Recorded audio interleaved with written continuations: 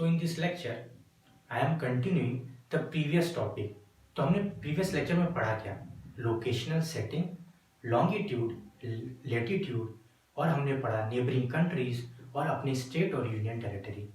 तो हम उसी के थोड़ा हम आगे बढ़ेंगे और कुछ समझने की कोशिश करेंगे। उससे हम कुछ ज़्यादा पढ़ेंगे और हम समझेंगे कि क्या लॉन्गिट्यूड से हमारे टाइम का क्या रिलेशन है, जो मैं आपको अपने प्रीवियस लेक्चर में ऑलरेडी पढ़ा चुका हूँ, पर हम यहाँ पर फिर से एक बार रिकैप कर लेते हैं कि एक्चुअली होता क्या है। तो मैं सबसे पहले इंडियन स्टैंडर्ड टाइम IST जो है 82 डिग्री 30 मिनट ईस्ट को समझाता हूँ। अब ईस्टर्न समझ में आ गया, ईस्टर्न से क्या मतलब है? लॉन्गिट्यूड। तो लॉन्गिट्यूड का ही हम यूज करेंगे कहाँ? टाइम के लिए। अब देखिए, जैसे मैंने बताया कि जो गुजरात है, यहाँ देखिए जो ये लॉन्गिट्यूड है, लॉन्गिट्यूड क्या होता है? ये वर्टिकल लाइन है, ठीक है। अब लॉन्गिट्यूड जो है यहाँ पर मैंने बताया 67 डिग्री, देखिए 67 के अराउंड है ये, है ना, यहाँ से, और ये क्या है आपका अरुणाचल प्रदेश, यहाँ 98। तो अब क्या है, मैंने आपको पहले ही बताया था कि अगर 1 डिग्री चेंज होने में लॉन्गिट्यूड के 4 मिनट का डिफरेंस होता है। कहां से डिफरेंस होता है? मैंने आपको बताया था ग्रीनविच टाइम, GMT, जो हमने क्या डिसाइड किया था कि जो कंट्रीज थी वो क्या हुआ, एक रेफरेंस मानना चाहती थी। क्यों? क्योंकि जो मेरिडियन से लॉन्गिट्यूड है वो सब इक्वल लेंथ के होते हैं। तो उन्होंने डिसाइड किया कि जो लंदन जो है, जहां ग्रीनविच जगह है, वहां से जो टाइम जो लाइन पास होगी हम उसको क्या बोलते हैं? Prime meridian. तो हमने उसको रेफरेंस माना और उस रेफरेंस से हमने कैलकुलेट किया। हर कंट्री अपना क्या करती है? टाइम कैलकुलेट करती है। तो अब देखिए, जब यहां पर मैंने 67 बोला और यहां पर मैंने क्या बोला, ये 98 के लगभग, 97 पॉइंट ये है, तो हम रफली लेते हैं 68 और मान लीजिए यहाँ 98 के लगभग, समझने के लिए। तो एक्चुअली क्या होगा, जब इतना डिफरेंस होगा लॉन्गिट्यूड का, तो क्या होगा, लॉन्गिट्यूड के डिफरेंस से टाइम में भी डिफरेंस होगा। जैसे कि मैंने मान लिया यहां बोला 67, जब 67 को हम बोल रहे हैं डिग्री है, तो 1 डिग्री में कितना होता है? 4 मिनट। तो 67 में कितना होगा? 4 से मल्टीप्लाई कर देंगे, 7 4 28 कैरी 2 6 4 268 मिनट हो रहा है, ठीक। अब यहां जब वैसे ही हम क्या करेंगे, इधर जाएंगे तो हम क्या करेंगे, मान लीजिए 97 को हम मल्टीप्लाई करेंगे 4 से और हम वैल्यू निकालेंगे। तो हम देख रहे हैं लॉन्गिट्यूड चेंज होने से टाइम चेंज हो जाएगा। तो एक कंट्री जिसकी लॉन्गिट्यूडल एक्सटेंट जो है ज्यादा है, अब क्या होगा, अगर हम क्या करेंगे, इस टाइम डिफरेंस अरुणाचल प्रदेश और यहां अप्रोक्सीमेटली मान लीजिए कि 2 घंटे का डिफरेंस आ जाएगा। मैंने आपको कैलकुलेट करके बताया है, मैं यहां टाइम वेस्ट नहीं करूंगा फिर से कैलकुलेट करने के लिए। तो ये क्या होगा, 2 आवर्स का डिफरेंस आ जाएगा। तो मान लीजिए कोई काम है, कोई ट्रेन है स्टार्ट हुई, यहां से उसमें भी प्रॉब्लम आएगा डिफरेंस में। तो हमने क्या किया कि एक सेंटर, एक ऐसा लाइन माना जो कंट्री के सेंटर से जाता हुआ, जिसको मैं बोल सकूं क्या है कि ये हमारा इंडियन स्टैंडर्ड टाइम है। तो मैंने उस लैटिट्यूड को लॉन्गिट्यूड को फिक्स कर लिया। लॉन्गिट्यूड कौन सा फिक्स किया? ये जो यहां से 82 and 30 minute east, 82 and half degree बोल सकते हैं, 82 एंड हाफ डिग्री ईस्ट को मैंने फिक्स कर दिया कि हमारा स्टैंडर्ड टाइम है। जो भी टाइम इंडिया में कैलकुलेट होगा वो किसके बेसिस पे होगा, कौन कैसे कैलकुलेट करेंगे, वो इस टाइम से कैलकुलेट करेंगे। तो जो ग्रीनविच से ये कैसे हाइट हो जाएगा, तो हम इसको कैलकुलेट कर लेते हैं। अब देखिए 82 है, तो 82 मल्टीप्लाइड बाई 4, ये क्या हो जाएगा, 4 2 जा 8, 8 4 जा 32, 328 मिनट, ठीक है। अब हाफ डिग्री है, मतलब 1 डिग्री में 4 मिनट, तो हाफ डिग्री में कितना हो जाएगा, हाफ डिग्री में 2 मिनट, तो ये 330 मिनट हो जाएगा। 330 means 5 hour, 5 hour and 5 and half hour, 5 घंटे आधे आधे 30 मिनट।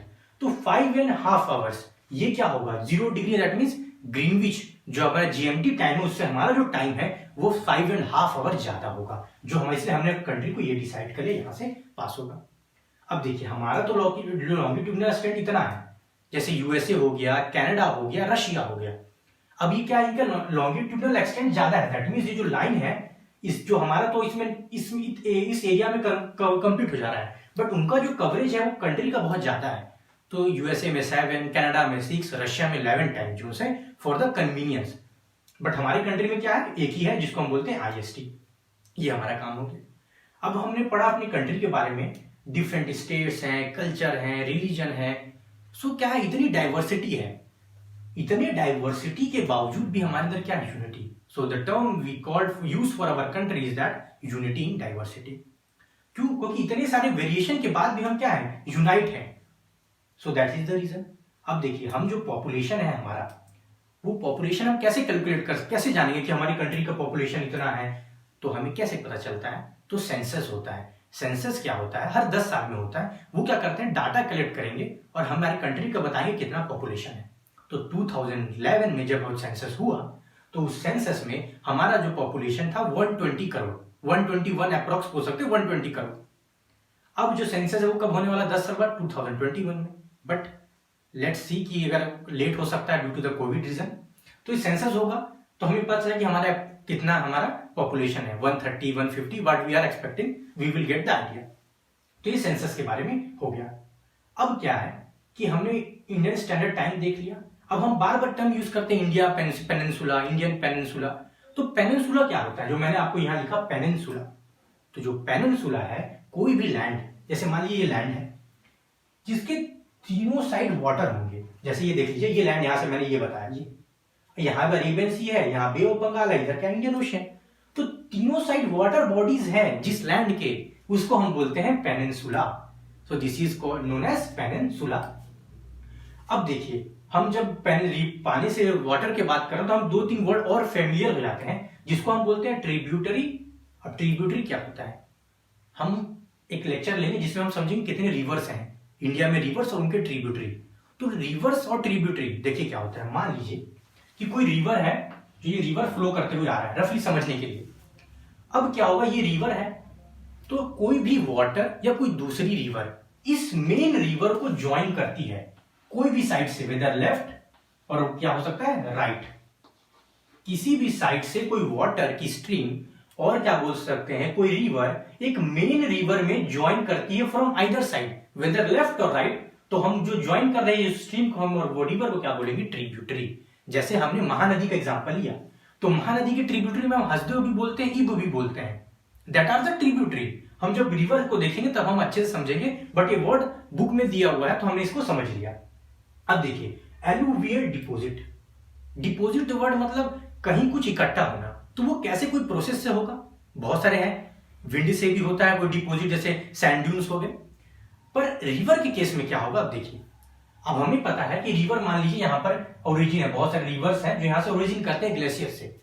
जब वो फ्लो करेंगे, तो जब वो अपने जो पाथ में जब जाएंगे फ्लो करते हुए, तो वो क्या करते हैं, जब भी रिवर है, मान लीजिए कोई रिवर है, तो ये आसपास के एरिया को क्या करता है? इरोजन करता है। Due to continuous flow of water there is a erosion.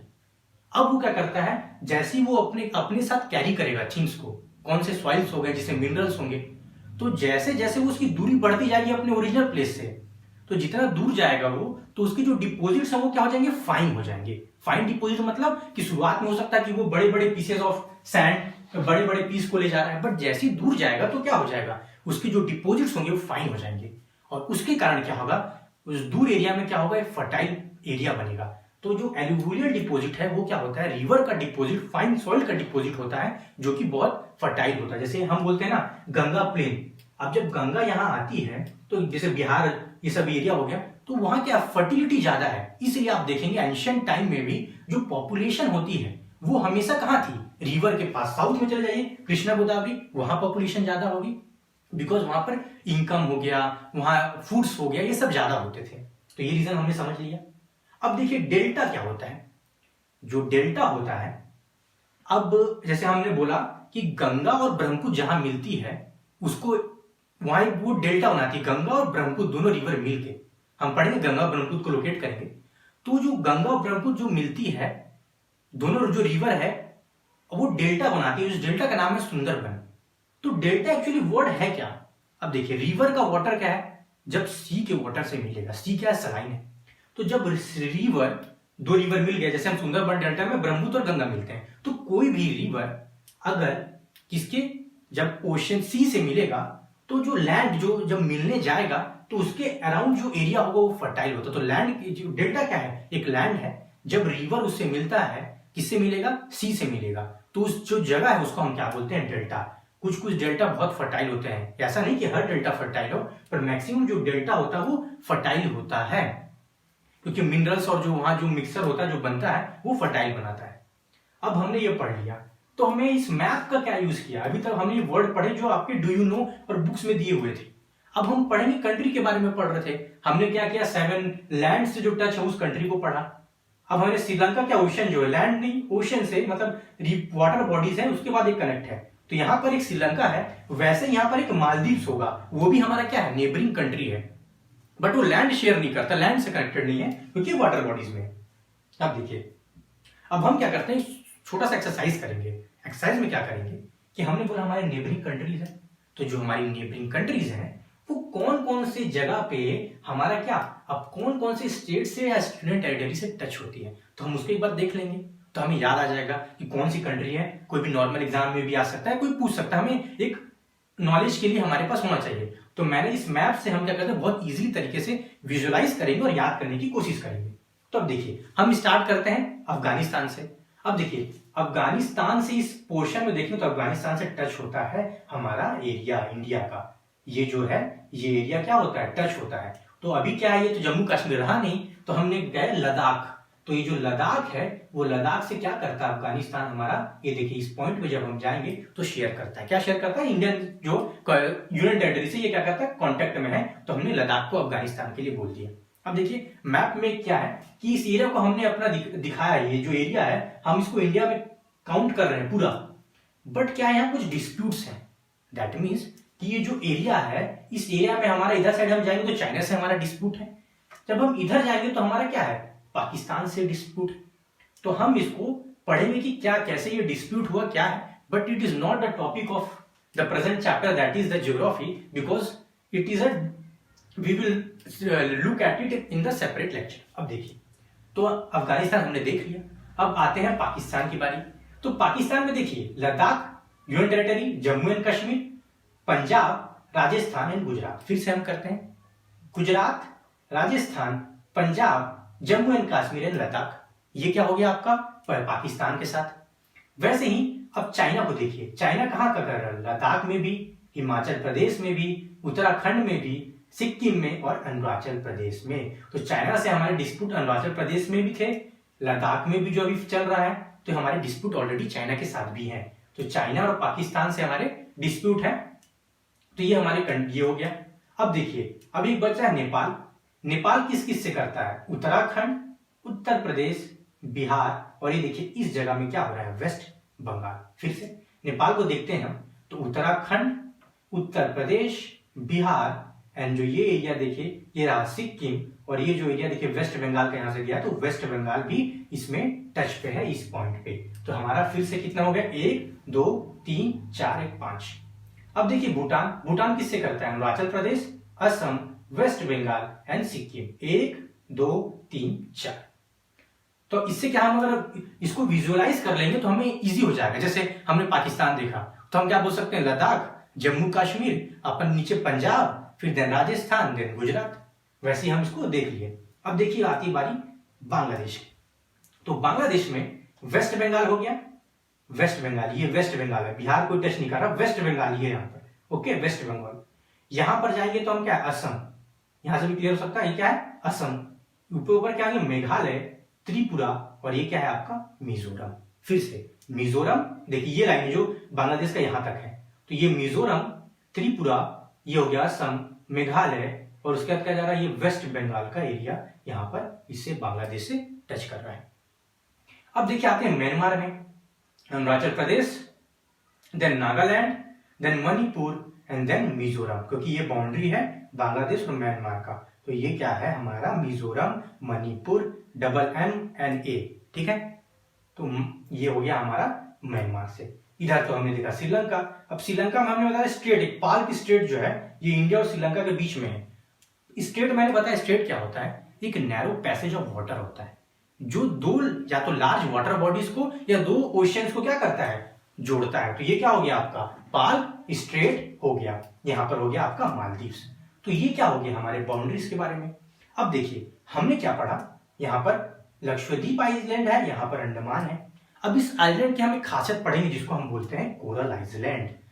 तो व्हाट इज कोरल आइलैंड, तो कोरल आइलैंड क्या है अब हम इसको थोड़ा सा समझने की कोशिश करेंगे। अब ये जो कोरल आइलैंड कहाँ होते हैं, लक्षद्वीप में है, गल्फ ऑफ मन्नार में है, फिर आपका अंडमान में है, यहाँ पे गुजरात की इस एरिया में है। तो ये कैसे बनते हैं हम इसको जानने की कोशिश करेंगे, ज्यादा डीप में नहीं जाएंगे पर हम इसको समझेंगे कि एक्चुअली है क्या।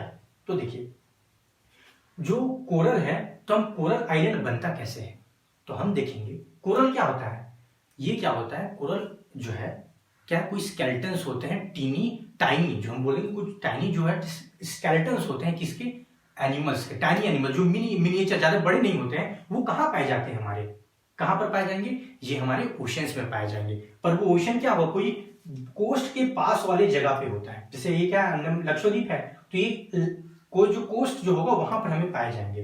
तो कोरल बनने से पहले एक टर्म होता है कोरल रीफ। इसमें जो वर्ड यूज होता है मैं आपको बता देता हूं।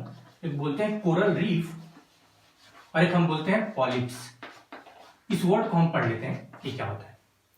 अब देखिए, जो पॉलिप्स होते हैं, ये होता है सैक लाइक स्ट्रक्चर होता है। ये क्या होता है, ये एनिमल्स होते हैं मिनिएचर फॉर्म में। ये क्या करते हैं, जो पॉलिप्स होते हैं, पॉलिप्स से ही कोरल बनेगा।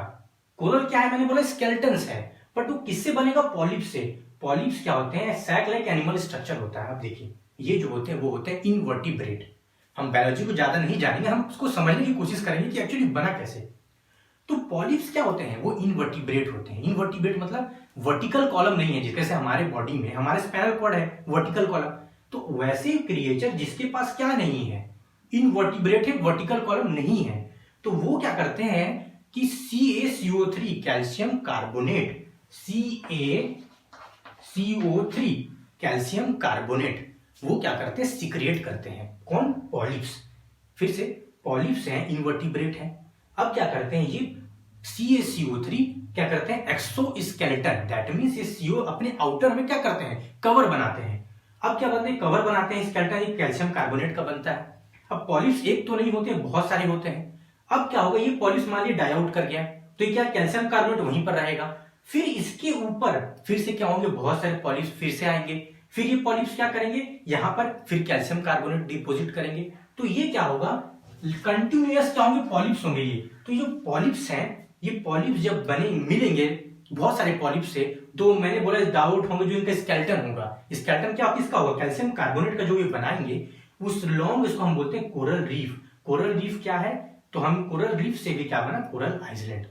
तो पॉलिप्स ने क्या किया, अपना जो एक्सोस्केलेटन है, इनवर्टिब्रेट है, कैल्शियम कार्बोनेट सिक्रीट किया। वो जब डाई आउट होंगे तो वहां पर कैल्शियम कार्बोनेट का डिपॉजिट होगा। वैसे ये प्रोसेस कंटिन्यू चलता रहेगा और इस कंटिन्यू चलने के कारण क्या बनेगा, कोरल आइलैंड बनेगा। कोरल आइलैंड कहाँ बनता है, इसके लिए भी एक कंडीशन है। ये क्या है, ये भी क्या है, मरीन इकोसिस्टम। मरीन मतलब वाटर, इकोसिस्टम क्या है, जहां बायोटिक और एबायोटिक कंपोनेंट मिक्स होते हैं। बायोटिक और एबायोटिक कंपोनेंट जहां मिक्स होंगे, जहां इंटरैक्ट करेंगे, वहां पर क्या बनता है, इकोसिस्टम बनता है। तो ये मरीन इकोसिस्टम है, क्योंकि वाटर इकोसिस्टम है। इसके लिए भी क्या है, कोरल के लिए कि इसके जो टेम्परेचर शैलो एरिया, ज्यादा मतलब डीप में नहीं होगा। जो टेम्परेचर इसके लिए भी ज्यादा नहीं होना चाहिए, मिनिमम टेम्परेचर होना चाहिए, ज्यादा पानी ठंडा नहीं होना चाहिए। तो इसको जो सेव करना हमारे लिए बहुत इंपॉर्टेंट है। क्यों, ड्यू टू टूरिस्ट साइट ये क्या हो रहे हैं, पॉल्यूट हो रहे हैं। और जो इसका प्रेजेंट है ना इकोसिस्टम, ये 0.1% वर्ल्ड के पोर्शन होते हैं। मतलब कोई भी इकोसिस्टम है, इसका 0.1% क्या है, हमारा कोरल है। तो इसको प्रोटेक्ट करना भी क्या है, हमारे लिए प्रायोरिटी एरिया है। तो हम इसको प्रोटेक्ट कर रहे हैं, कोरल को। तो हमने इस चीज को कोरल आइलैंड बोला, जो हमारे लक्षद्वीप, अंडमान, गल्फ ऑफ मन्नार और यहाँ गुजरात के जो रन ऑफ, ये सब यहाँ पर हमें मिलेंगे। ठीक है, तो ये हो गया आपका कोरल। तो हमने पढ़ लिया इसमें peninsula, Indian IST, population, tributary, alluvial deposit, delta, coral island, जिसमें हमने पॉलिप्स पढ़ा और उसके स्केलेटन से कैसे ये बना। ये जनरली एनिमल्स होते हैं, इसका स्ट्रक्चर क्या होगा, इनके पास माउथ होगा ओपनिंग, फिर क्या होगा, टेंटिकल्स ऐसे से होंगे और एक प्लेसेस पे क्या होंगे, डिपॉजिट होंगे, बहुत सारे ऐसे करके ये बनेंगे। ठीक है, तो ये हमारा इस लेक्चर में हमने इसको पॉलिटिकल जो है हमने देख लिया। बट हमारे कुछ क्वेश्चन रहना, जैसे मैंने आपको बार बार बोला कि हिमालय हो गए, डेजर्ट हो गया, तो ये सब हम क्या करेंगे नेक्स्ट लेक्चर में। With the help of the map we will study about this physical features of India and how are the river, why the river flow from west to east, except Narmada Tapi, बाकी सब क्या करते हैं, waste से east flow करते हैं। तो क्या रीजन है कि वेस्ट से ईस्ट ही जाते हैं। तो हम और रेंजेस के बारे में पढ़ेंगे। So thank you, and I will explain all the topics that are remaining in our next lecture.